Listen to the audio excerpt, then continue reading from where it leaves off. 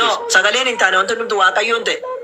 Maaliif jennaani wantu jalqaba sagalee ture qofa jalqaba sagalee ture sagaleen waaqayyo bira ture miti. Sagalee matumti isaa sunu waaqayyo ture. Waaqayyo ture matumti sagalee sunu. Ko dhumarratti sagaleen sun waaqa nuun jedhame. Kanaafuu wanti hundumtuu isaan teessa malee kan ta'e tokko hin jiru gaafa jedhu waaqayyoon ta'e nuun jechaa jira miti waaqayyo sagalee waaqayyo argate waaqayyoon ta'e wanti hundumtuu sagalee tokko hin jiru jedhame tole. Gadi buunee deemna lakkoofsa meeqa irratti tokko qaal tokko. Hiikaa kana Qoy nan xumura. Nan xumura tokko. Nan xumura qoy kudha afur irratti haa dubbannu qoy. Kudha afurratti. Kudha afurratti immoo gadi bu'ee maal ta'e sagaleen sun maal ta'e jedhe. Nama ta'e nu gidduu buufateedhaami. Tole waaqayyo nama ta'e nu gidduu buufate ta'ee gaafa jedhu suni waaqayyo nama ta'e gaafa jedhu maal jechuu barbaadeetu mee? Of course gaafii bareedaadha fudhadha. Gaafichi kuni Yesuus macaafa Filiphos keessatti illee Filiphos boqonnaa lama lakkoofsa 6 irraa gad dubbifanne Yesuus bifa fakkaattii namaa akka fudhatee dhufe biyya lafaa kana dhalate argina jechuudha. Guutumaan nama fakkaatee jechuudha. Yeroo please gaafii kun ilaalu. Tokko sadii irratti wanti hundumtuu isaan ta'e isa malee kan ta'e tokko hin jiru jedhamite. Wanti hundumtuu waaqayyoon ta'a. Wanti hundumtuu waaqayyoon ta'a. Wanti hundumtuu erga waaqayyoodhaan ta'e waaqayyo immoo maaliin nama ta'e isin jedhe. Of course amma wanti arginu bakka sanitti dura sagalee ture jenne sagaleen sunu waaqa bira ture matumti isaa waaqa ture jennee kaanee wanti ta'e keessa wanti hundinuu isaan ta'e wanta ta'e keessa isa malee kan ta'e tokko illee hin jiru jenne. Amma gaafa kana wanti hundumtuu waaqayyoon ta'a miti. Wanti sagalee saniin ta'ama akkamitti fudhannaa waaqayyo sagalee fayyadame. Sagaleen sunoo yookiin waaqayyo sunoo maaliin nama ta'e isin jedhan. Gara namaa maaf dhufe procedure isin amma fakkeenya waan sagalee uumame maaliif ta'e isin hin jenne maaliin ta'e by what maaliin waaqayyo malee wanti ta'u tokko hin jiru waaqayyo maaliin nama ta'e isin jedhe maaliin fooniin nama ta'e foon uffate sagalee santu foon uffate fooniin nama ta'e maaliin nama ta'e jedhuuf jechuudha. Akkasumatti ilaal wanti hundumtuu waaqayyoon ta'e jechuun wanti hundumtuu waaqayyoon uumame jechuu miti asitti. Igni isaa wanti hundumtuu waaqayyoon uumame jechuudha. Ilaala Habiibti shukran. So wanti hundumtuu waaqayyoon ta'e isaan ta'e jechuun wanti hundumtuu isaan uumame jechuudha. Tole wanti hundumtuu erga isaan uumameeti sagaleen sunoo yookiin waaqayyo sunoo maaliin nama ta'e yookiin maaliin uumameedha hin ta'e kan jedhu yookiin hin uumameedha yookiin inni qabu maaliin kan inni ta'e nama. Ustaaz amma asirratti wanta tokko nu badhaagan walii ibsina dubbii yoo bareeddu wal dhageeffataa namatti tolchii wal amma fakkeenyaaf jecha amma hima kana keessatti kotishiin kana keessa wanti nu ilaallu tokkoffaa sagaleetu ture sagaleen sun waaqa bira ture matammaa isaa waaqa ture wanti hundinuu isaan ta'e wanta ta'e keessa isa malee kan ta'e hin jiru kan jedhu kana keessatti amma wanti sagalee turuu isaa fudhannaa sagaleen sun waaqa bira turuu sagaleen sun illee ammallee akka waaqa ta'e fudhannee miti amma fakkeenyaaf Yesuus Kiristoos sagalee rabbii jenne kaliima quraana keessatti illee kaliima jenne macaafa keessatti illee sagalee rabbii jenne. Jenne quraana keessatti jenne jedhina quraana hin jenne nuti kalimaa isin hin jenne. Kalimatti ala chaama miti jedhee ragaa sitti garsiiseera. San booda natti fida kalimaa ta'uu isaa kan keenyatti nama isa si gaafadhe isa kooti booda ragaa fida ragaa na gaafadhe itti ragaa si gaafadhe kan quraana. Amma kan amma jettee kama caabaa sana dhugoomsi. Ragaa bi Suuraa Al-Imraan 345 irra kalimaa jedheera jechuun jecha sana naafida rakkoon hin jiru sana naafida rakkoon hin jiru kana xumuriti amma naafi kana xumureen immediately gaafii kana deemaa jechuudha ayyee. Immediately gaafii deebisu amma sagaleen uumame jenne kun dura Usman sagaleen uumame sagaleen sun waaqa ture wanti ta'e hunduu sagaleen ta'e gaafa jenne sagaleen kuni dura sagalee abbaate jechuudha sagalee aabil rabbi jennu loordi jennu san sagalee loordi kuni uumama hundumaa ta'e jedha nama bicha harkaan qabee uume wantoota malee sagaleen sun waaqayyoo miti jechuudha. Sagaleen sun waaqa akkamii waaqayyoo hin taane waaqa sagaleen sun waaqa taanaani waaqayyoon ta'e jedhi kaa sagaleedhaan ta'e sun taane waaqayyoon ta'e jedhi wanti hundumtuu waaqayyoon ta'e waaqayyoon malee wanti ta'e tokko hin jiru jechuudha lakkoofsa dhiirratti akkasime. Waan maali waa uuma ishee waan ijaan akkanuma mallattoo isa maali waan fedheedha uumu garuu waaqayyo malee wanti ta'e tokko hin jirudha kan achirratti dubbataa jiru. Wanti hundumtuu isaan ta'e isa malee wanti ta'e tokko hin jiru jechuun wanti hundumtuu isaan kan jedhamu eenyutti deebi'a jennaani waaqayyotti deebi'a maaliif jennaani waan jalqaba dubbateera isa dhumarra jiru fudhatta isa yookiin isatti deebi'a kun. So isaan ta'e jechuun waaqayyoon ta'e jechuudha isa malee wanti ta'e tokko hin jiru waaqayyo malee kan ta'e tokko hin jiru erga jenneeti waaqayyo sunoo maaliin nama ta'e siin jedhe nama ta'e gaafa jedhu maaliin ta'e siin jedhe. macaafa keenya irratti akka ibsu namni Waaqayyo Kiristoos waan lamaan beelafaa dhufe jedha macaafa irratti. Nama guutuuti Waaqa guutu nama guutu Waaqa guutu akkasii beelafaa. Ana kan jedhe sin gaafanne. Gaaffiin koo akkasumatti maal ta'e Yesuus dhufe osoo hin taane sagaleedhaan yookiin Waaqayyo wanti hunda uumame Waaqayyoon kunoo maaliin nama ta'e maaliin ta'e maaltu nama isa godheedhaan yoo amma mosii galee. Wanti nama isa godhe qofaama wanti nama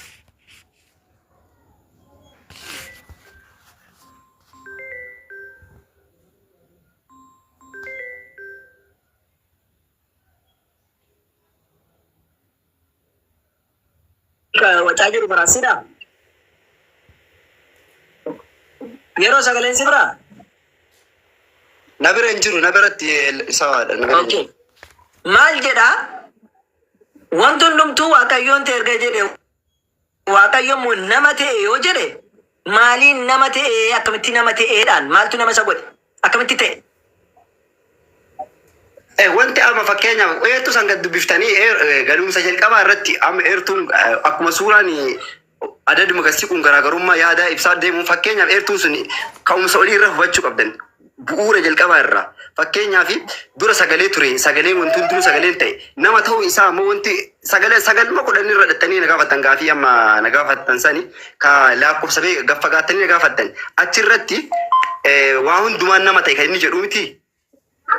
Yesus Kristos eertuu san baafachuu jira amma hin baafataara mataan hasaaraan ta'e hin baafadha eertuu sana. Tokko 14 irra jira Yohaannis tokko 14 hin baafadha.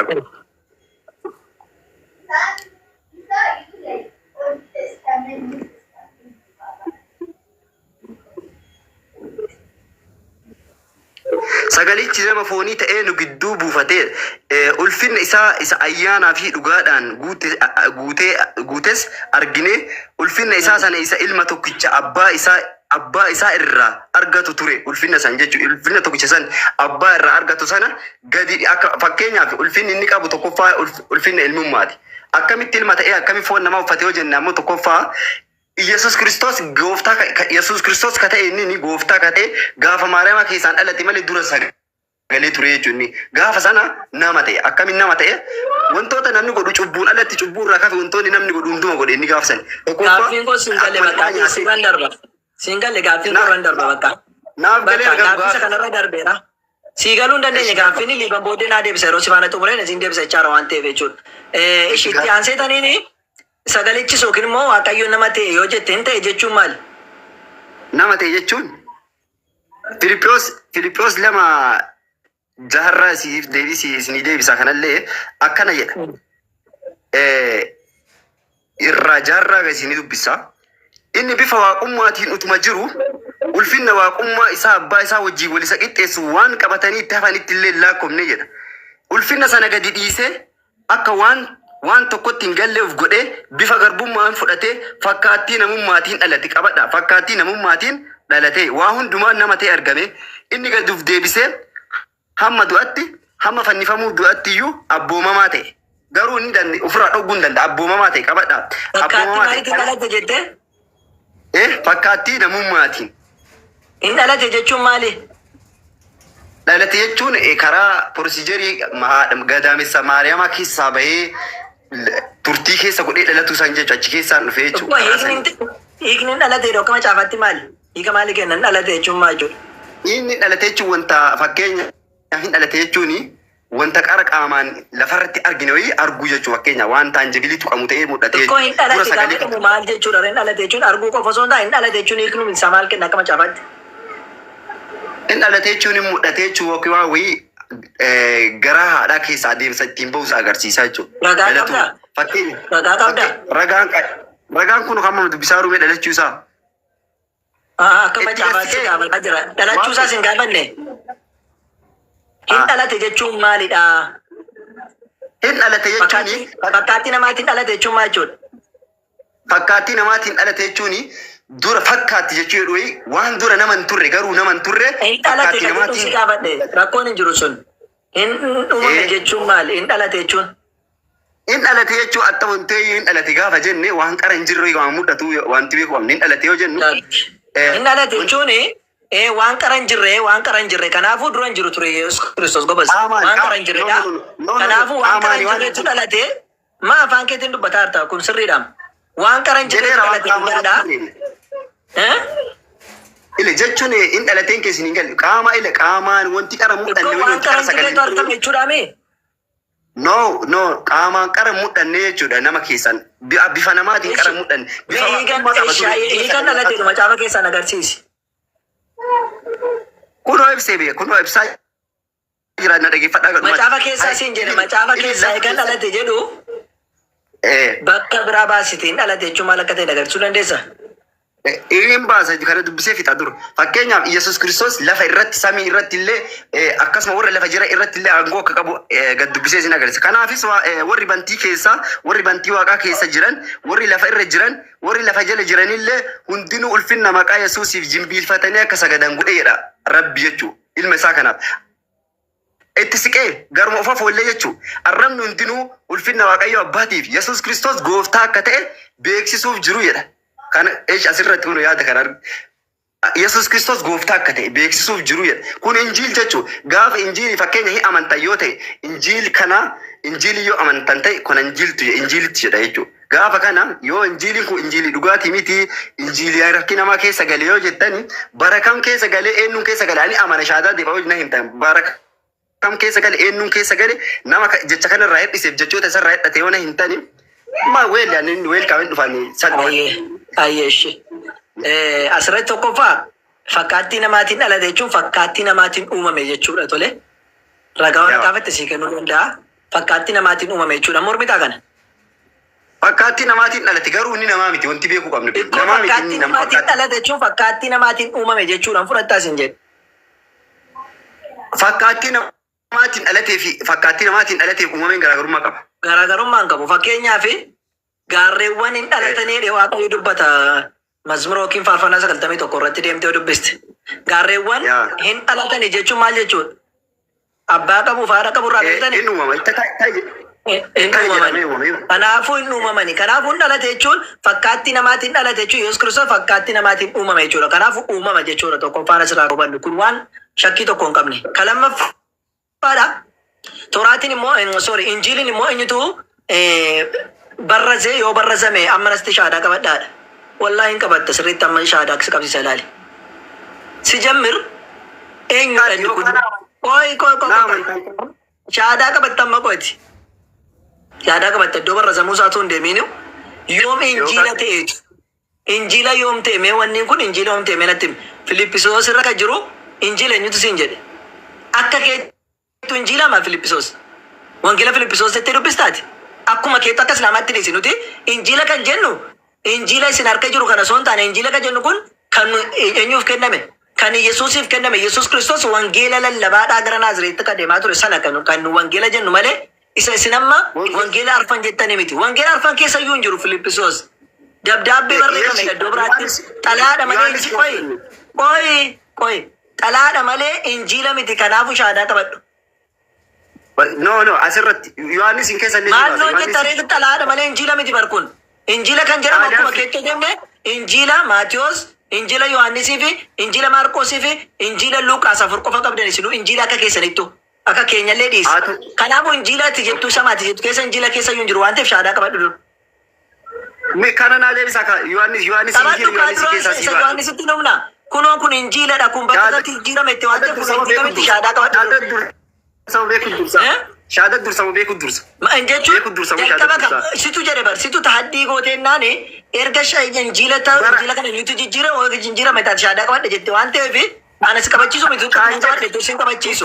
Garuu tahaddii gooteen gara fuulduraatti nuti injiila jenneen dhabannu atillee injiila jettee nammattu Filippisiyoosii. Wanti ustaad wanti ani isin qabattu yeroo tokko ana ka jedhe yoo bara inni keessa gale jedhama yeroo baay'ee keessa galame ka jecha jedhama yoo keessa galamee jiraate beekuu qabna kanullee bakka bara keessa galame nama keessaa isa fuudhisan yoo beekne dhugaa isaa kana namaatti keessa wangeela Yohaannis 3:3 akka torba dubbifanne ka tokkicha bakkiyaatti amanne al tokko saati kanaatti faradamee si qabachiisa sirriitti ammas qo'e isumayyuu fakkeenyaaf Yohaannisiin akka ati amantuuttu Yesus Kristoosin booddee ta'u waggaa 95 akka 110 barreeffamee nama. Yesus Kristoosin beekaa wangeela kana. Ara Yohaannis jechuun uduu Yesuus hin dhumne namni karaa tolchaa ture isa. Obboleessa Yohaannisii lama jira akka wangeela keessaatti. Akka wangeela keessatti Yohaannisii lama jira. Wangeela kana Maximiqoo Yohaannisii fi Yohaannis jaalallee Yesus Kiristoos jedhamutu jira. Tole Maximiqoo Yohaannisiin barreessine kana. Kana Maximiqoo Yohaannisiin miti ka barreesse. Kanaafuu wangeela Yohaannisii kan jedhamu kana Yesus Kiristoos yeroo barreeffametti hin beeku. Kanaafuu Yesus Kiristoos tuun argine wangeela Yesus Kiristoos on taane kan ofii akkasiin jettanitti kan ofii Yohaannis barreesse waan ta'eef kun harki namaa seeneera jechuudha. Wangeeluma kana iyyuu Yohaannis jedhametti moggaafame harkaan barreesse Yohaannis malee Yesus Kiristoos kan inni barreesse Yesus Kiristoos biratti kan wangeela barreesse miti. Kunumtu harkaan barreeffame.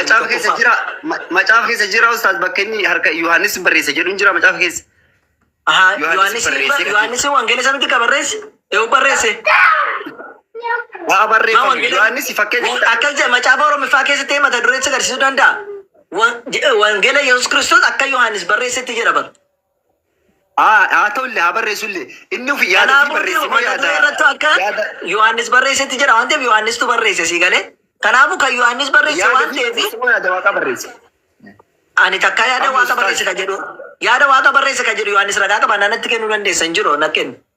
Isi yaada waaqa barreesse ka jedhu namni furqaan hin galabbatee kitaaba jijjiiroo fakkeenya furqaan hin barreesse jedhamaaree namni sun.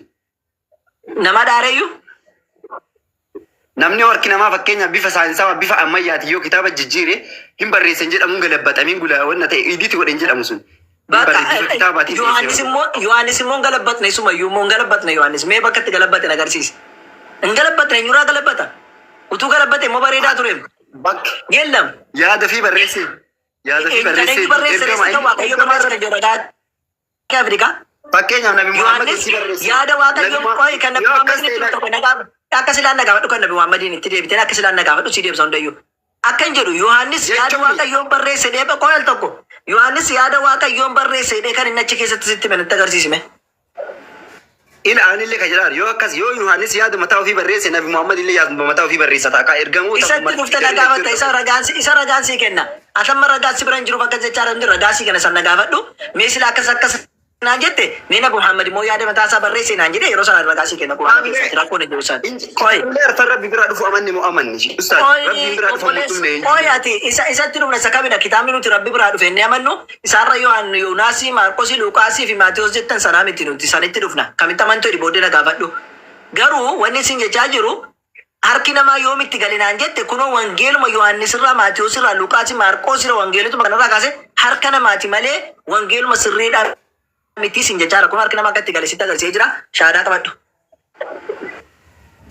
No, anu ustaz kan fudhadhu amma harka nama akkanatti hin jedhamu kun ammoo ergama barreesse ergamaan harka namaa miti ergama malee nama hin jedhamu ergama yoo barreesse yaada Rabbi Luuqaas fakkeenyaaf akka jedhe Luuqaas 4:1 kaastee dubbiste maal jedhe yaa kabajamaatti filoos wannaan asi gidduutti ta'e kana akka warra ijaan arganii fi dhagaanitti irraa qoradheetiin barreesse qorannoodhaan waan barreesse qoradheen barreessuun kun immoo gaarii ta'e natti mul'ate nan barreesse gara keetti ergee jedhe si galee qorannaadhaan waan barreesse macaafarra hin jira wanti akkas ka jedhu macaafarra hin jira. Luuqaas bana Luuqaas si banuu qosiin bana. Hin bana dhalatti maas. Ayyee baarra koo qaba.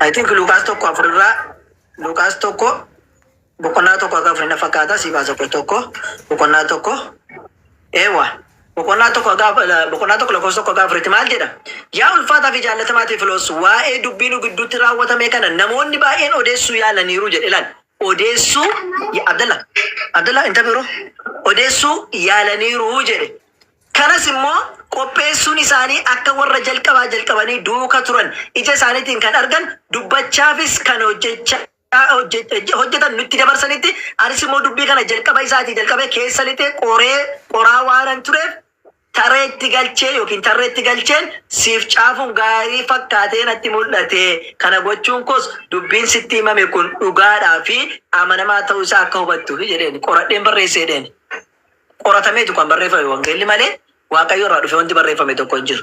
Kanaafuuti wangeela qoratamee namni harkaan barreessee jedhee eessatti harkaan itti gale kan jettu. Bakka kanatti nama biraatiif ergamaa raabe xaaliyaan kun xaaliyaa kun nama xaaliyaa inni xaaliyaa ergame kun nama kammatti. Xalaadha eessitti wangeeladha malee kun xalaa akka ta'e maan utuu hin beekna xalaadha garuu siin garuu wangeela xalaadha maal. Gaafi macaafa Luqaasii guutuu bitam eertuu isam keessaa fudhatan tuni jechi takkattiin tuni waan nama tokko ergaa nama tokko jalqabarratti sitti hime kana qofa miti bar hojii ergamootaa keessattis akkas jedha bar boqonnaa tokko lakkoofsa tokko irrattis akkasuma jedha as qofa miti hojii ergamoota boqonnaa tokko lakkoofsa tokko irratti ilaali innis akkuma kanatti alaa barreesse hojiin ergamootaas waan kana akka inni dabdaabbee barreesse kan inni dubbatu. Sanaafuu dabdaabbee barreeffamedha malee wangeela waaqayyoo irraa fudhatame osoo hin taane dabdaabbee qoratameeti nama wayitti mootii wayitti dabdaabbeen barreeffamedha. Kanaafuu dabdaabbee namatti barreeffame wangeela jechuun sirrii miti harki namaatti galeeraa jennee nuti jechuudha. Kana fudhadhata amantees amanuu waatte shaadhaa waatte qo'achuuwaattes dhugaan jiru kana jaallattes jechuudha. Akkasiniif akkasitti ibsitan kanaa miti. Ishi akkamiin iyyee tole. Elala amma asirratti wanti jiru inni ittiin Luqaas kan ittiin gorsaanu nama san yaada nama sanii ibsaadha ergaa nama san bira geesse ibsaana malee dabdaabbee kan jedhamu fakkeenyaaf yaada wanna dabdaabbeen inni namaaf nama gidduutti waan barraamu miti wanti kun namaaf nama gidduutti fakkeenyaaf waan tokko qoradhee gara keetti barreessuun argamaa jira. Barreeffama dur turerraa waan wayii gara galchitanii nama wayiitti ergitanii dabdaabbee jedhama akkasitti. Maaxalaa barreesseen gara keetti erge barreessatu naa barreessette ergaa naa barreesse gara kotteetta. Fakkeenyaaf xaaliyaa waajjira barreessuu fudhanne for example waajjirri tokko dhimma qara jiru keessa fakkaataa irra waan qara jiru galabbatuuf yaada namni tokkochi hoogganaa wayii mataa ofiitiin barreessuu fi wanti qara jiru galabbatee akkasiin erguun garaagarummaa gam qaba. Kun ammoo yaada mataa ofii ergee garaagarummaa tokkoon qabu lachuun nacha ofii kee barreessa muukee kee baastee barreessitus inni namarraa galabbattee barreessitee namatti ergitus lachuu xalaadhuma jedhama achi namarraas barreessi dabtariirraas galabbate sammuu kee keessaas fudhadhu kanatti ergite xalaadhuma xalaa taanaan waan tokkoon garaagarummaan hin jiru. Waannaan xalaa erguu keeti xalaadha bakka wanni sun sigalee sammuraan barreessite inni namarraa gargaashite immoo namarraa qoratte inni qoratame seenaan sun dhugaa soba ta'uu danda'a seenaan qoratame seenaa hundi dhugaadhaan jedhamu tokko. Ergama qorataara yoo ta'e sanii yoo ta'e yoo qorate yoo sammuun illee cubbuurra qo'ate ergama qorataara ustaad amma dasirra beekuu qabnu ergama qorataara fakkeenyaaf yoo akkas ta'e nabii Muhammad nabii kenna fakkeenyaaf nabii Muhammad nabii fakkeenyaaf akka keessanitti. Isa kana fakkeenyaaf dhufaatii isaatiif eega akkas ta'e ragaan hin jiru bee fakkeenyaaf isa gaaffii nagaamattee siin deebisa qo'e kana xumurreennaan sii deebisa sana sila nagaattee dhufaatiin isaa sitti raagame jettee nagaamattee jirta qo'e sii deebisa kana xumurree deemna qo'e amma kana xumurree kana amma situ keessa gale waan ta'eef xalaa kana waa'ee xalaa sumatti finne xalaan kun akka xalaatee arginee jira jechuudha wangeela sun ta'a jecha rabbi sun harki namaatti galatu argite xaaliyaan rabbi biraa dhufee fi xaaliyaan harka namaatiin barreeffamu garaagaraa jechuudha. Isi rabbi biraa dhufe kan jedhu agarsiisa bakka maleetti namarraa qoradhee barreessee dheeban. Ani si deebisu. Namarraan jedhu. Hin qaqqabda qo'e taraan keessi biraa gosa faanatti muradha naa deebisa gaaffii masa gaafadhe yoo barbaade naa deebista. Akkan jedhe mee Luuqaas xalaa kana waaqarraan barreessee dhufe kan jedhu agarsiisi. Luqaas xaaliyaa kana fakkeenyaaf taatee yeroo jirtu taatee yeroo san adeemsa biyyi sun ta'attu namni mootummaa sun ta'e wanti sun ta'e adeemsa yoo ta'arsa irratti barreesse kan jedhu agarsiisi. Indahoom warri komentarootaa wanni jedhani Luuqaas kuni bara maannoo maqaan isaa Pheexroos turetti isa waliin deemaa ture ergaa Pheexroosiin sana galabbatee barreesse malee ofiisaatti wangeelaan barreessine warra jedhee amanuutu jira komentarootaa. Ofiisaatiin barreessine waan inni barsiisaa ture sana afaan biyya kanaatti nuu hiiki jedhameennaan hiiki barreesse malee ofiisaatiin barreessine jedhameeti kan wanni dhamu. Pheexroosii wajjiniin deemaa ture dhameeti. Wanti akkami waan dura ture wanti akkami waan qara jiru mere wanti qara jiru. Waan dura ture isaa fidee hiikeree qoratee miti. Afaan laangujii ta'e laangujii translate godhe malee hiikaa yookiin deebii yookiin gaafii sanii. Inni sun inni dubbataa jiru waa'ee komentarootaati isatti numna kan wangeelaa natti midura. Wangeela jalqabaa kaasee qoradheen gaafa jedhu qoratee moo miti? Qoratu waan qara jiru isteetii godhee barbee wanti qoratee gaafa jenne barreeffama qorannaa tokko keessatti qorannaa tokko keessatti qorattu keessa dhugaan soba jiraachuu danda'a moo hin danda'u? Qoran seenaa dhugaa kaku wanti rabbi biraa dhufe soban ta'u. Qoy inni rabbi biraa dhufe itti deebina rabbi biraa dhufuuni kan biraati inni rabbi biraa kan of ergamoota irratti dhufa. Inni kun kan jechaa jiru qoradheen barreesse kan jedhu dubbii qorate keessatti haasaa qorate keessatti namni tokko qoratee gaafa barreessu wanti sana keessa dhugaan jiraachuu danda'a kijibni jiraachuu danda'a seenaa barreessa waan ta'eef qorate. Kanaafuuti wanni inni qoratee barreesse kana keessa dhugaanis kijibnis jiraachuu danda'a. Waanuma namni itti meedha qorateedhaan fudhatee barreesse malee dhugaadhaa gama dhugaadhaa hammam sobadha waan inni jedhu wanni inni dhibbatti arra gaaggatatti tokko hin jiru jechuudha.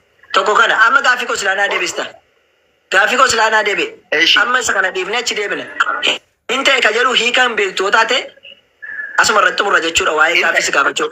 Hin ta'e jechuun ani tokkoffaani hin ta'e jechuun boqonnaa tokko lakkoofsa sadii irraa akkuma jiru hin uumame jechuu akka ta'e wanti hundumtuu isaan ta'e jechuun wanti hundumtuu isaan uumame jechuudha. Hin ta'een hin uumame jechuu agarsiisa. Kanaafuu sagaleen sun nama foonii ta'e yoo kan jedhu taate sagaleen sun hin uumame jechuudha. Kanaafuu Yesuus Kiristoos hin uumame jettee fudhattaati. Ani fudhu sababni isaallee hin uumame uumaa. Wangeela jedhaara bara. Wangeela jedhaara. Isaan uumame jedha. Yesuus Kiristoos sagalee waan tureef sagalee wanti hunduu sagalee uumame. Sagalichis nama foonii ta'e jedhaani ta'e. Nama foonii gaafa ta'e qaba adeemsaan ta'e barbe dura inni gaafa nama foonii ta'e jechuun hin uumame jechuudhaan siin jedhan. Ragaan koo immoo boqonnaa tokko lakkoofsa irratti hin ta'e jechuun hin uumame jechuu waan ta'eef wanti hunduu isaan ta'e jechuun isaan uumame jechuudha. Kaayyoo ta'eef qabuustaati. Kaayyoo nama foonii. Mee bakka ati amma xiqqoo macaafa xiqqoo ishii sirriitti keessan beektu waan ta'eef amma islaama quraana islaamaa irraa waan gaafattu qabdi atu carraa nama biraaf hin kennin. Xiqqoo ishii waa'ee macaafa si kaachuu si daansa xiqqoo si rakkisa waan ta'eef gaaffii keessaa wanti nama duraa tokkotti naan deebine. Gaaffii duraa tokkotti naan deebine gaaffii. Inni maali Muhammad sallallahu alaihi wasallam waa'ee isaa hin turaage waan jettu miti. Waatii Nabi Muhammadiitiif fakkeenyaaf kitaabileen nabiyyiin tokko yoo dhufu kitaabni duraa hin raagaa fi hin himaa nabiyyiin kun dhufuu jedhee wanti dubbatamu hin jira. Dhufaatii Nabi Muhammadiitiif tooraatti injiliin fakkeessa wanti dubbatame jira. Fakkeenyaaf Nabi Muhammadin dhufuuf ta'a barakkanaa.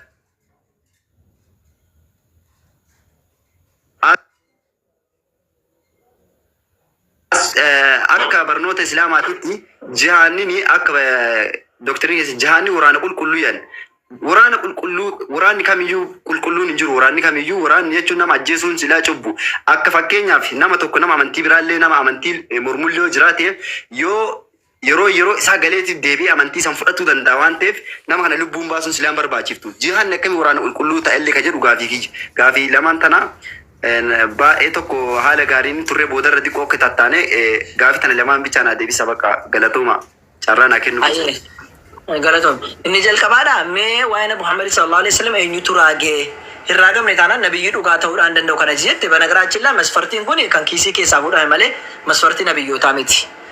Nabiyyiin tokko nabiyyii ta'uudhaaf jalqaba raagamuudhaa qaba hoo ka jettu taate mee waa'ee Musee nabiyyii ta'uusaa eenyutu raagee durse. Kanaafuu lakkii hin raagamne taanaan Museen nabiyyii miti jechuudha. Masfarta itti fiddeen Museen wangeelli atama tooraatiin itti amanaa jirtu nabiyyii osoo hin taane seexaana barsiisee jechuudha akka atittutti dhifamee godhe dubbii kiyya maaliif jennaani nabiyyi jedhame hin raagamne waan ta'eef isa dura namni nabiyyiin isaaf raagee hin jiru. Ati akka jechaa jirutti nabiyyii raaguufitu jira raagamuu qaba jettee yaadda waan ta'eef hin raagamne taanaan nam tokko nabiyyii miti taatannaan Museen isaaf hin raagamne jalqaba irratti waan ta'eef nabiyyii miti jechuudha. Raagameera jennaan ragaa natti kennitaa jechuudha. Kabiraa Abrahaam nabiyyii jettanii amantu qoy nan xumura gaafatti waan ta'eef obsa. Museen raagameefi jira. Raagamu fakkeenya qajeela daarektii waan itti dhufuu danda'e Musee dubbatuu danda'etti. Raagameefi jira iyyuu siin jedhaan nabiyyii ta'uu isaatu wanni dubbataa ruwaa.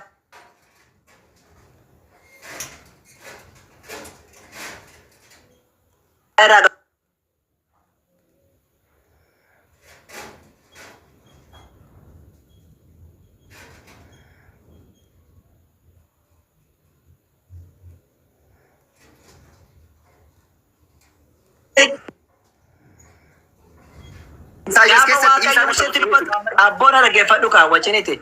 Museetti gaafa namni dubbatu namni dhageenyu jira gaafa Waaqayyo Museetti dubbatu. Tokko natti mu dandeessa? Gaafa Musee Waaqayyo dubbatu. Namni dhagee jira. Kana jechuun tooraatti keessa waan barraa'e ka. Tooraatti keessa waan barraa'e itti dhufa. Garuu Museetti gaafa dubbatu namni dhagee jira. Barreeffame hin baranne irraa baranne seenaa irraa baranne kan waan barreeffame irraa. Koopha seenaatti numna garuu Musee gaafa inni dubbatu kan dhagee jira iyyuu siin jedhe. Kan dhagee? Jira gaafa dhagee jira gaafa Waaqayyo Museetti dubbatu. Inni dhaga'u fakkeenyaaf raajii inni hojjete diinqii hojjete nakuma amma. Isatu dhagee malee namni biraa dubbiin dheeressi dubbitiin dheeressi. Namni dhagee hin jiru miti. Nuti dhageenya namni biraa dhaguu danda'a yeroo sanitti yeroo ani dhageenya wangeela keessa nama dhageenya agarsiisi. yeroo sanitti waan Muusaa raajii dinqii baay'ee hojjete nabi Muusaan waan baay'ee bishaan illee waan dinqii kan biraadha. Nabiyyiin tokko nabiyyi ta'udha dinqii hojjete amma wanni siin jechaa jiru waan si gaafadhu qofa deebisatti dinqii nabiyyi ta'u sana dhugomsiin jechaa jiru. Wanni si gaafataa jiru gaafa Museen itti dubbate namni dhagee jira hootaate ragaa kennuu dandeessaa? An sarragaan ragaan jiru tole waan Museen dubbate waan Museen dubbate kan isaa booddeetti dhufna rakkoon hin jiru isas natti kennita isaadhaan gaafa dubbate waaqayyo akka ati dhageesse naa kennita akkanatti ansisi gaafadha tole ragaa naa kennita. Musee waan nabiyyi ta'uusaa akkamitti barree fudhanne re yookiin akkamitti fudhatteeti? Isaaf Muhammadii kompeer godhaa mangaafiin kee irra isin gaafadha. Nabi Muhammadii Isaa kompeer godhee isin gaafataar fakkeenya waa'ee isuma kompeer godhee sana si deebisuu fi kaani waa'ee raaga mo'asooti waan ta'eef kompeer godhee sitti deebisuu deemaa jiraanis Museen nabiyyi ta'uusaa akkamitti bartee siin jedhan. Musee fakkeenyaaf Musee nabiyyiin addunyaa xumuraan Muhammad jettan amma achirratti fakkeenyaaf xumuraa akkanaa dhufaara jedhaa Museen nabiyyi ta'uusaa akkamitti bartee nan dhageessoti. Museen nabiyyi ta'uusaa akkamitti bartee macaafa irra qo'adhee argi haa seenaa macaafa barreesse. Qoraatiin keessatti kabarra Eenyu barreesse? Abbaan fedhe barreesse. Isa barreesse. Eenyu? Nabiyyiin barreessuun danda'u Musee mataa isaa. Ishi akka keetti Musee yoo jennu nama isa garaagaruun deemu Musee barreesse moo miti yoon siin jedhee sun waan biraadha akka Museen barreessu ragaan qabdu garuu haa ta'u akka ati jettutti Musee barreesse yoo ta'es Museen nabiyyii dhugaa ta'uusaa akkamitti bartee jedhan. Muujisaa baay'ee hojjetee bishaan qixxe kutee waaqaaf dhaabataa waan qajeela hojjetaa waan gaarii. Kanaafuu Museen nabiyyii ta'uusaa kana ittiin barte muujisaan hojjete raajiin hojjeteeni malee isa dura wanti raagameefi miti jechuudha miti re? Ay kaisaa ka Musee waan biraati amma Isaattis nan dhufa kan Yesuusittis nan dhufa qoy rakkoon hin jiru. Ani nabiyyoota dura rasiikaa jedhetaniini. Gaafiin kabaree iddoo argetti waan gaafatamni irraa kaane. Rakkoon hin jiru qoy. Eessatti raajame Museedhaan raajamne miti garaafu Museedhaaf hin raajamne taanaan nabiyyii miti jechuudha akka masfartii keetti yookiin ulaagaatti fiddeetti. Lakki raajii garaa garaa waan hojjeteef waan ta'e rakkoon hin jiru raajii nabiyyoon hojjete moo itti dhufnaa jechuudha. Raajii nabiyyoon hojjetan itti dhufna jechuudha. Si galee? So waan nama qaal tokko bilbila namarraa kaasaal tokko dhifama. Hala. Waalaikum assalaam. والله يا ابن الليل اليوم ما بقدر بكره حمل واجيبه بكره الصباح انا بكلمك واجيب لها الحين مو فاضي انا معليش ها يلا مع السلامه لا معليش كنت مشغول علشان ما رديت عليك يلا حبيبي مع السلامه بكره الصباح ان شاء الله ببلغك يلا مع السلامه السلام معليش راجين دبتا كان دران دبتا نتاناني راجين مسفرتين تو چورا فكينيا هو ما ابراهيم نبي رجتا وانگene كستي موسى ما جري دبتا ان راجي رجده موسى دبتا جرا موسى غرو يا نبي ابراهيم بودي دفه ابراهيم بودي دفه دي رغابه رغا تو دان دو چورا وني سدو راغا منجرو ابراهيم اللي نبي تو كنابوتي وني لفتاو تو كمالني راغمون درقممتي جچور غرو كان نبي محمد صلى الله عليه وسلم اسغر سيسا وانگela كيسته جچور راغمه من راغمني في تو كفا كيسا نبي بكو ناقرا سدل لكوفسا كورا سدت رت كان راغمه محمد صلى الله عليه وسلم اكمل لكو سدي دبي تو كوتو دبست وانا چرت مولتو نبي محمد الله لما اني دكامي وجر كموتا كيسه لكن دكون كون غدا مي كان دبتا مي يسوس جدو كومبليتلي ولين فكاتو جچودا نبي محمد كيسا دبي ميكات كيسا دبي كورا سدل لكوفسا كورا سدت ما دغدمي تو كوت ما مي مال جروان سنايبسا isa sana ibsabe obboleessa isaanii keessaati nabiyyi akka kee isaaniif nan kaasaa jedhe obboloota isaanii keessaa jedhe obboloonni isaanii eenyu jarreen nun turan dura jarri sun Israa'eloota turan okay Israa'eloota turan jechi nabi Muhammad Israa'elin keessaa ba'e no obboleessa isaanii kan jedhu Israa'eloota ton taane warra Arabootaati Israa'elima obboloota kee keessaa jedhaman obboloota isaa Israa'el ta'u obboloota kee jedhani Israa'elin ta'u maaliif jenna Museen Israa'el waan ta'eef obboloota kee keessaa jedhaman obboloota isaanii keessaa jedhan obboloonni isaanii eenyudha? Isaaniin jedha akkasin jedha achirra Labaasi dubbis shin baasa ayyee baasee dubbisa rakkoon hin jiru ayyee baasi dubbis keessa deebii meeqa Kudha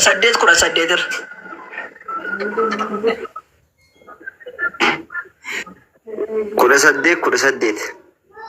Akkana jedha. Jibli mooyaa. Ani raajii akka keetii obboloota isaanii keessaa isiniif nan kaasaa jedha.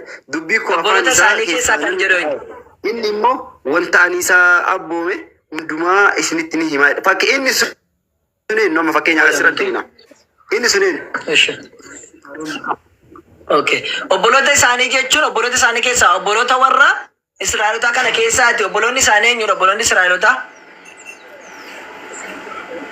Kunama gooftaa amma inni as keessa dubbanne Nabi Muhammad ragaa kennu tokko hin qabu asirratti. Nabi Muhammad akka ragaa kennu gadi buutee yeroo dubbistu argatta ragaa isaa ammaa.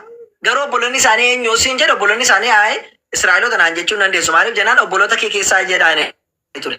Obboloota isaanii Araboota ta'u malee obboloota kee keessaatu jedhe Israa'eloota keessaa ture. Obboloota isaanii keessaa gaafa jedhu garuu obboloota warra Israa'elotaa jechuun Araboota.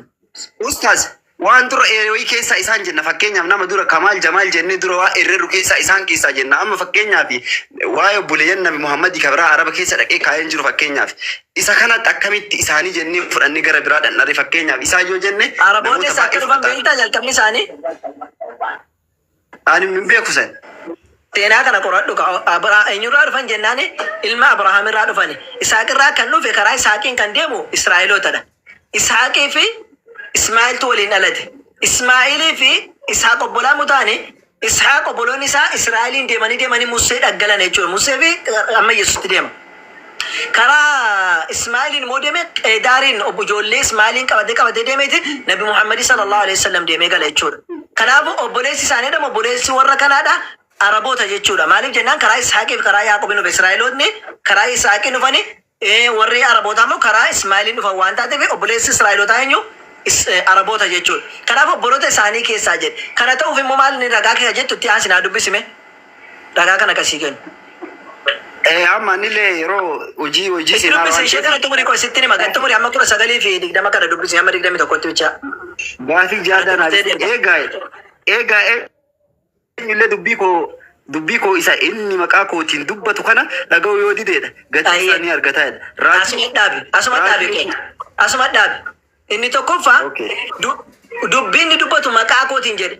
Maqaa Waaqayyootiin kan dubbataa ture mee Yesuus Kiristoos akka guyyaa tokko maqaa Waaqayyootiin waa dubbatee beekaa ragaan agarsiista.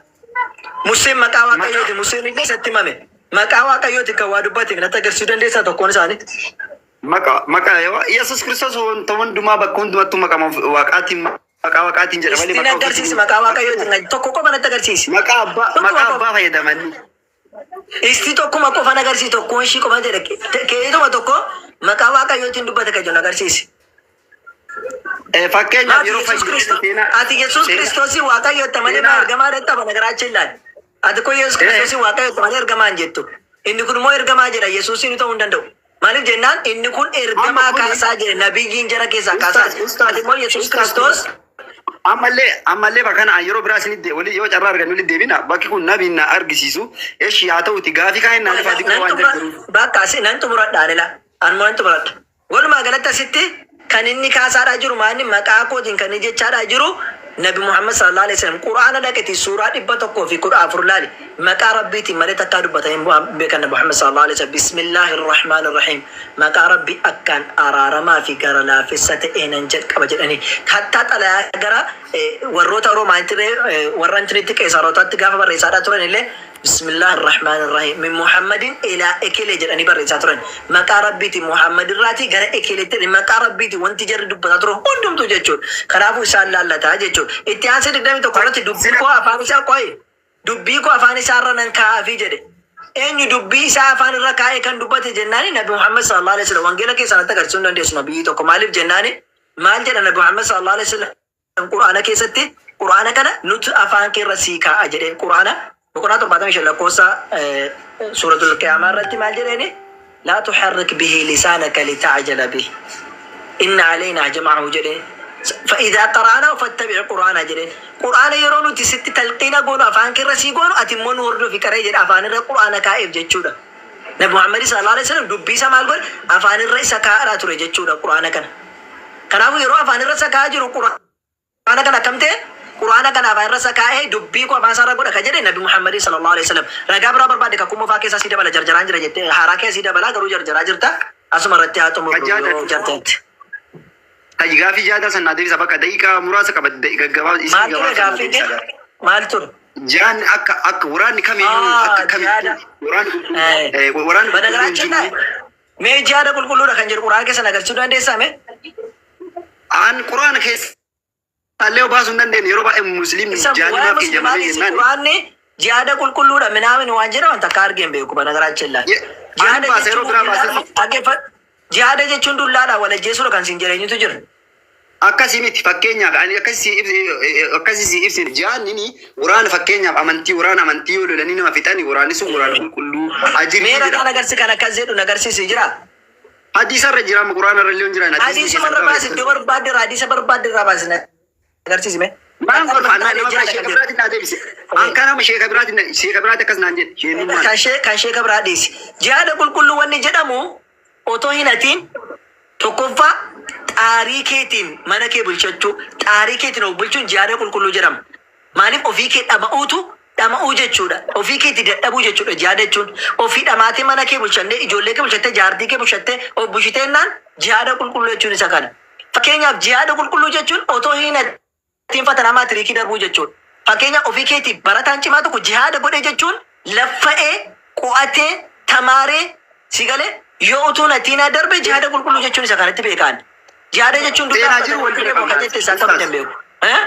Ustaaz asirra seenaa jiru wal bira qabna. Fakkeenyaaf Nabi Muhammad yeroo waraana jihaada geggeessaa ture asiin duratti kaalifoota wajjin waraanni sun waraana qulqulluu ta'e amma seenaa irratti illee beekna kan. Issi ragaan agarsiisi. Nagaa mana agarsiisi. Arragaa guyyaa bira quraan marraa baasee galatoon walumaa galattu inni jihaanni suni harrayyootti manatti na dhufnaan kaballaa nakkeenyaan kaballaa gurra keetti ka'an. Ele jihaada jedhamu isa kana ofirraa deebisuuf. Rabbiin quraana boqonnaa lama keessatti maal jedha? Kunummaa sirriitti qulqulluudha kan namatti kabaluu dhufte kabaltee ofirraa deebista. Quraana keessatti bar jarri makkaa keessaa ari'atanii jennaan dhaggeeffadhu sirriitti na dhaggeeffadhu. Makkaa keessaa ari'atanii jennaan madiinaatti galan ennaan gadheen nama biraa naftu yoo jalaa baqatan calqii dhaggeeffadhu maayii qabadhute. Gadheen nama biraa naftu yoo jalaa baqatan na sodaate seetii galee gadheen makkaadha biyya gadhiisanii deemanii jennaan gadheen ayi bakka inni jirutti anni ajjeefnu malee jette maatii isaa ari'attee biyyaa isa baaftee waamee kan sahaabota barattoota assaqaayyaatee jennaani achiin booddeedhaa biyya madiinaa galaniif laa madiinaa galaan achitti ajjeesnu malee jedhaniif naan dhiirri immoo lafaa kee koottadhee ni gaafa inni ajjeesuudhaa dhufu dhee lafa ishee buuse jechuudha. Eenyumtuu mana dhiistee fi fuula irraa qabattee karaa gad dhiistee fi jennaan lakki lafarraa si balleessu malee jennaan duree isatu lafarraa bada jechuudha. Kanaafuu jaalattu jibbitus na balleessuu dhufnaan dursee kan badusudha jechuudha lafarraati. Yoo akkas ta'e waan gaarii keessa waan gaarii yoo akkas ta'e waan hamaan hin deebistan kaasin waan hamaa akka kennatti waan hamaan hin deebisinaadha. Yoo boqotan as qabalan hamaadhaan hin deebistu. Hayyee. Maayikii namni si biratti yoo daffare akkam goota. Inde obsa qabaadha obsa kaa amantii keessa obsatu yoo maayikii akkasitti harka kee warra naqattee maayikii tu daffaruuti tu gudee du teessee dalta.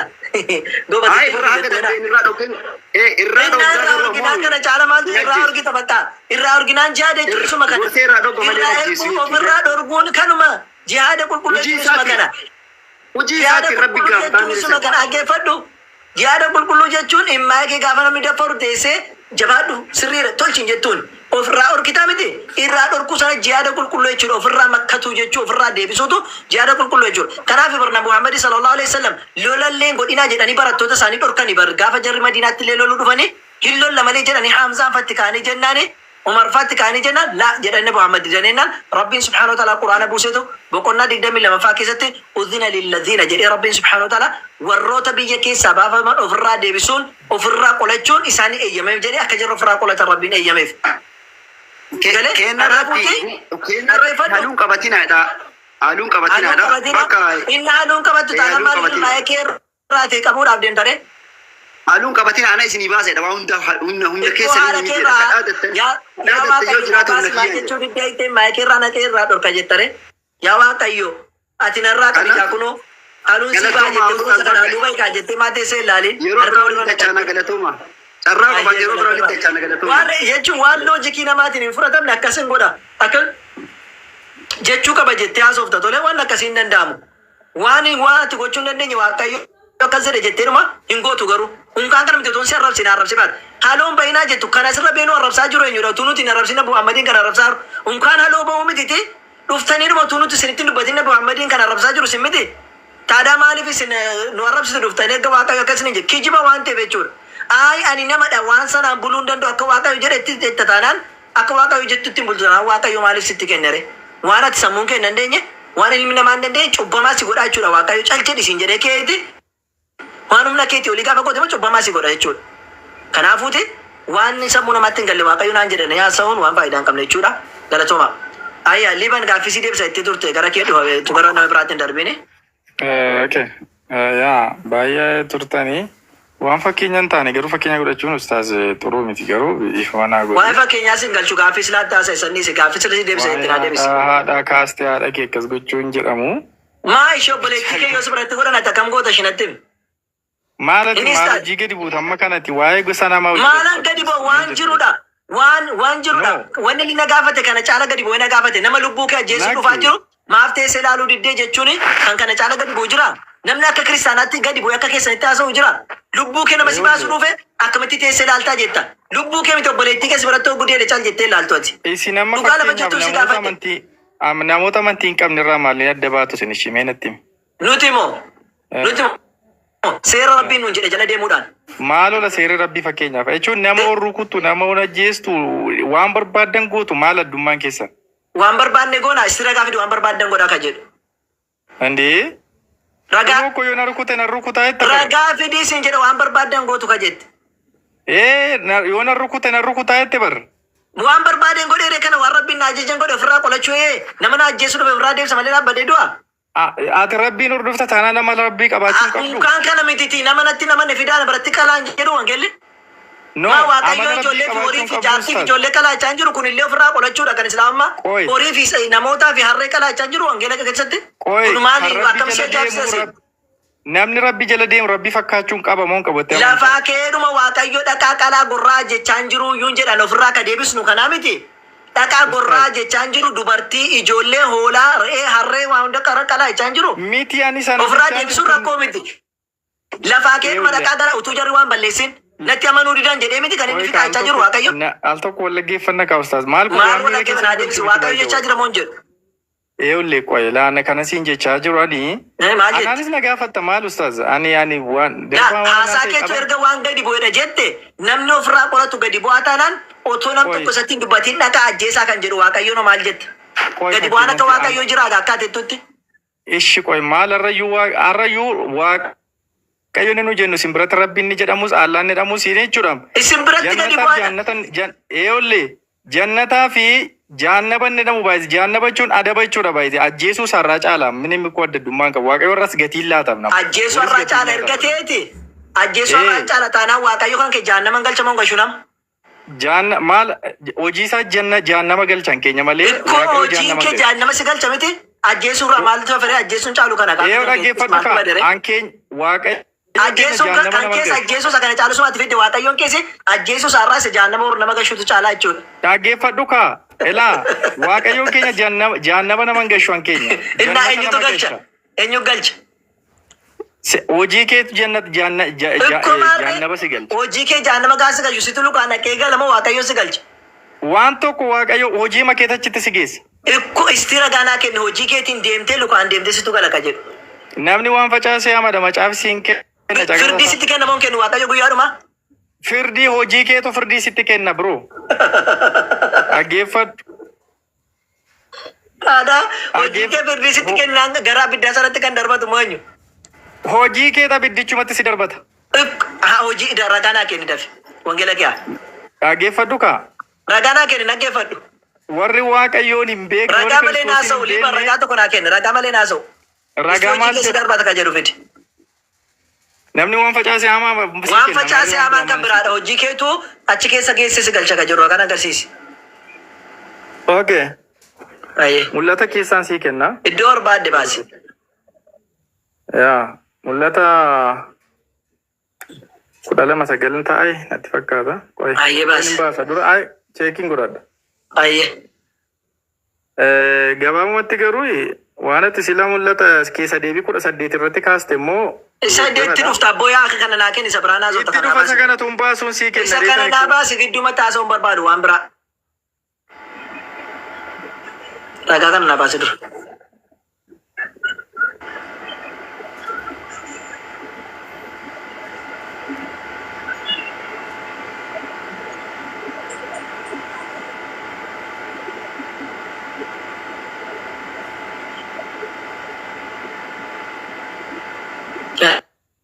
Lama ti dhuftu na biraan haasofsiisa. Lammi jirtaa? Jira kunoo galata isaa. Akkam nagaa geete? Nagaa kooti galata gooftaa. Nagaa. Jiraan. Maal jirta ree isaatilee kan turte dhufaar taa'ee fide ishee jiraattu. Neetwoorkiin na jalaa bahee ture. Bro maal hin baane. Ayyee. Roomee lama jaarraa ne dubbise. Ayyee dubbise.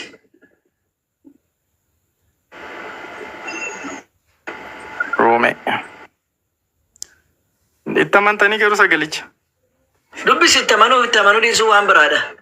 Macaafuma mul'attu nama nuun kaan Roomeetti miti. Yaa. Marrajaan na masrajaa የሚባል ነገር አለ ወንድሜ. Yaa aale waaqayyo nama hundumaaf elaa keedu waaqayyo nama hundumaaf jedha. Adda addaan akkuma hojii isaatti gatiin kennaa fedha. Kanaafuu akka hojii isaatti kan kennuuf eenyu? Maarre kana jechuun maal jechuudha? Hojii isaatu akka hojii isaatti kan kennu eenyudha? hojii isaa irratti hundaa'ee kenna miti ree ustaad. Kanaafuu hojii isaa irratti hundaa'ee kan kennu eenyu garuu? Hojicha kennaaf jechuudha. Ela bu'aa hojiin sun kennuti ela bro. Kennaaf jedhu hojicha kennaaf naan jetta waaqayyo akka hojii isaa irratti kennaaf jechaa jiru moo? Si ibsana dhaggeeffadhu maal akka ta'e dhaggeeffadhu. Maal naaf jira afaan Oromoo dubbiste bara? Ishi qoy maalati yoo nama dhaggeeffate suma waaqayyo akka hojii isaaniif kennaa jechaa jira kan kennu eenyudha? Waggaa tokko naasa'u na dhaggeeffadhu kaasii fi maashib. Maal na inni kan barbaadu ani hiika tokko naan hiikin waan macaafni jedhu qofa natti akka hojii isaaniif kenna kan jedhu kan kennu eenyu? Liban cirraa'ii isaanii barbaadu fidee dhufe. Liban ammas niitoorkii qobbee jedhe. Sila waaqayyoon kennuu fi hojiidhuma isaatu kennaafi naan jedhe. Amma waaqayyotu kennaafidha wangeela. Sagaleen koo jira moo hin jiru ustaaz? Amma jirta dhufteetta akkasiin jedhe. Akkasiin jedhe dhaggeeffadhu gaa. Kan kennu eenyudha jedhe waan wangeelarra jiru qofa natti. Na ishi siifani maa hundee dubbii jibbi taati qoy. Hundeen jibbinaani kunuunsa wangeelli jedhu irraatiin sochoosine. Qoy kaa siifani maa siifi maan jira ko. Odoon naani waan wangeelarra jiru qofa naa dubbisi. Maarree wangeelarra waan jiru sitti maa bara. Ayyo wangeelarra kan jiru eenyutu kennaafi jedhe. Eeyoo dhaggeeffadhu. Akka maali waaqayyotu gatii kennechaa jiru bara callisee akka hojii isaattidha bara. Kan kennu eenyu siin jedhan akka hojii isaatti. Riizaaltiin waaqayyo kennu hojii irratti hundaa'a jechuudha bro. Kana beeki. Rakkoo maal qaba haa ta'u riizaaltii irratti hundaa'u garuu kan kennu eenyudha? Kan kennu eenyu kan kennu qofa barbaada. Hojii sana kana jechuun waaqayyo hojii irratti hundaa'ee firdii kenna jechuun hojichatu firdii namaa kenna jechuudha. Kanaafuu waaqayyo hojii irratti hundaa'ee firdii kenna miti? Kana jechuun dhaggeeffadhu kaa. Kana jechuun kanaan kenninanaaf. Waan hojjetu elaa. Ani hin barbaadu ani. Murtii sana ani kan hin barbaadu waaqayyo hojii namaa irratti hundaa'ee firdiin kenna miti. Firdicha kan kennisiisu hojichadha jechuudha. Dhaggeeffa abbaa firdii. Ani eenyu kennisiisin hin jenne firdii kan kennu eenyudha siin jedhan. Eenyu kennisan jennu kan kennu eenyu. Rebeessuma ustaaz nama dhaggeeffatu firdii kan kennu eenyudha. Firdii hojii irratti hundaa'ee kennaa jira bara ofiin kennaa. Haa ta'u hojii irratti hundaa'ee kennu. Maalan lafarratti hundaa'een siin jedheere hojii irratti hundaa'ee kan firdii kennu eenyu siin jedhe. Akka hojii isaatti. Ikkoo akka hojii isaatti rakkoo qabu kan kennu eenyu. Hundeen firdii yookiin immoo gara firdii kan geessu hojii abbaadha jechuudha. Obboleessa koo kana abbuudiin koo iyyuu beeka akka hojii namaatti namnu akka waa argatu an sana sin gaafanne. An kan si gaafadhe akka hojii keetti firdii kan kennu eenyudha. Waaqayyotu kenna garuu hojii keerratti hundaa'eeti. Bakka garuu naan hin jedhin garuu mibbaan Waaqayyo hojii keerratti hundaa'eeti. Haa ta'u hojii irratti hundaa'u. Kanaafuu waaqayyo hojii irratti hundaa'ee firdii kenne. Firdii inni kennu maali? Firdii inni kennu maali? Maal jechuudha kam? Jechuun waaqayyo hojii namaa irratti hundaa'ee firdii inni kennu maali? hojii keeti kaa kan sii kennu malee koo dhaggeeffadhu kaa please. Waaqayyo kenna tuyyatti hojii kennaan jetta. Era wangeelan jijjiirina. Kana dabar. Yaa lal kitaabi lima taktumuna alhaqqa bilbaaxili jedha. Maaliif kijiba dhugaadhaan haguugduu jedha. Utuu dhugaan asirra jiru ati kijiba maal dubbattasa? Waaqayyo kenna tuyyatti hojii kenna jettaa. Ooyishi. Na dhaggeeffadhu kaa ishee kanas hin jechaa jiru dhaggeeffadhu. Elaa. Waaqayyo gatii hojii keessanaa kenna malee. Ila waan hojii keedhaan eewwan ustaas piliis nama maaloo piliis waan rabbii keessa sodaatu. Isuman ani si mormine situ yeroo fitaara. Ana kan sin jedhe hojii keerratti hundaa'ee. Wayi gatii hojii kee waaqayyo sii kennaa jechaadha. Akkuma mana firdiitti hattus sagaagaltus gaafa mootiin asitti maali abbaan firdii sii kennu hojii keerratti hundaa'ee sii kenname. Waaqayyo hojii keerratti hundaa'ee firdii sii kennaa jetteemi. Lakki la dhaggeeffadhu please na dhaggeeffadhu. Lakki haa hojirratti hundaa'e kennu waaqayyo. Maalati please nama dhaggeeffachuu dandeessu ustaazati. Maal si dhaggeeffataa hin jiru namni akka kuusi dhaggeeffatu hin jiru. Maal reeffa kanan dubbadha eewwan dhaggeeffadhu. Hojii kee wanna hojjettuuf gatii kanatti fudhattu dhumarra gatii waan hojjettu sana walitti qabachaa turte isuma ati walitti qabatte sii kenna malee waaqayyo sii galee wanna biraa hojii kee ilaalee ganaa firdii biraa sii kenna waan hojiin kee sun sii kenne.